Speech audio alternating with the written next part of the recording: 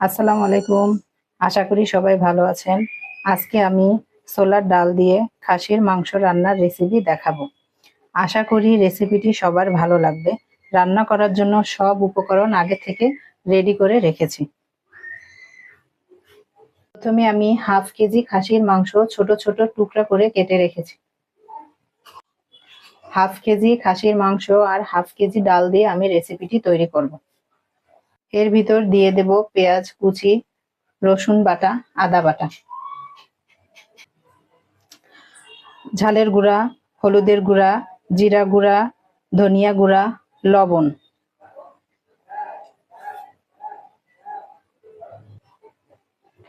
লবঙ্গ, এলাচ, গোলমরিচ, দারচিনি, তেজপাতা,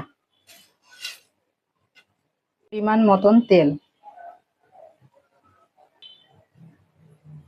সবকিছু ভালো করে মিশিয়ে নেড়ে নিলাম।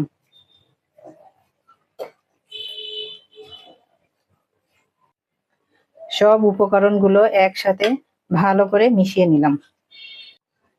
তারপর রান্নার জন্য চুলায় বসিয়ে দিলাম।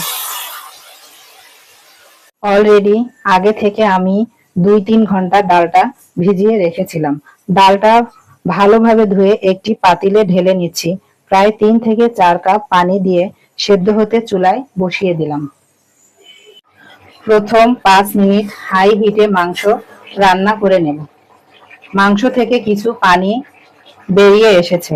চুলার আঁচ লো হিটে দিয়ে আবারও 5 থেকে 7 মিনিট রান্না করে পানিটা শুকিয়ে নেব।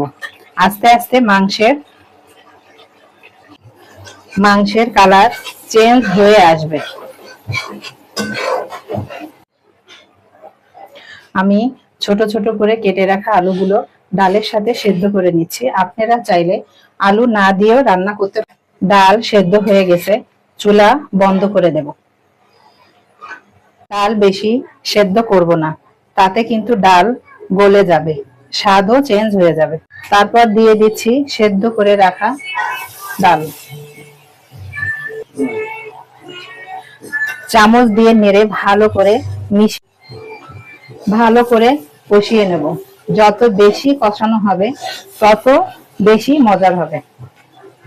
এরপর দিয়ে দেব পরিমাণ মতো গরম পানি। এখানে কিন্তু গরম পানি ব্যবহার করতে হবে। কিছু সময় ঢাকনা দিয়ে ঢেকে রান্না করব 5 মিনিটের জন্য। ফিরে এলাম 5 মিনিট পর।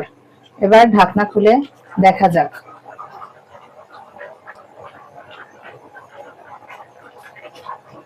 ডাল ও মাংস খুব সুন্দরভাবে সেদ্ধ হয়ে এসেছে।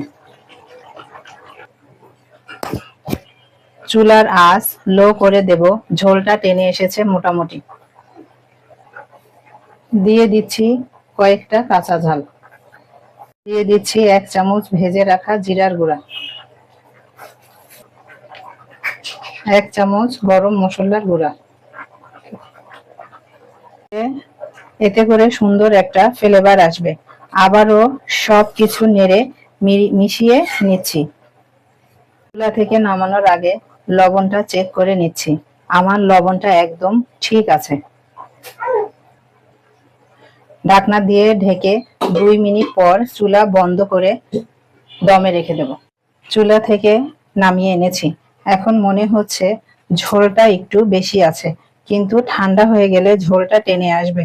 ঝোলটা বেশি থাকা অবস্থায় চুলাটা বন্ধ করে দিতে হবে। ছোলার ডাল ও খাসির মাংস রান্না করা রেসিপিটি খেতে ভালো লাগে সাদা ভাত, রুটি, পোলাও, পরাটা। আমাদের আজকের রেসিপি কেমন লাগলো কমেন্ট করে জানাবেন এবং আমার চ্যানেলটা সাবস্ক্রাইব করবেন। আল্লাহ হাফেজ।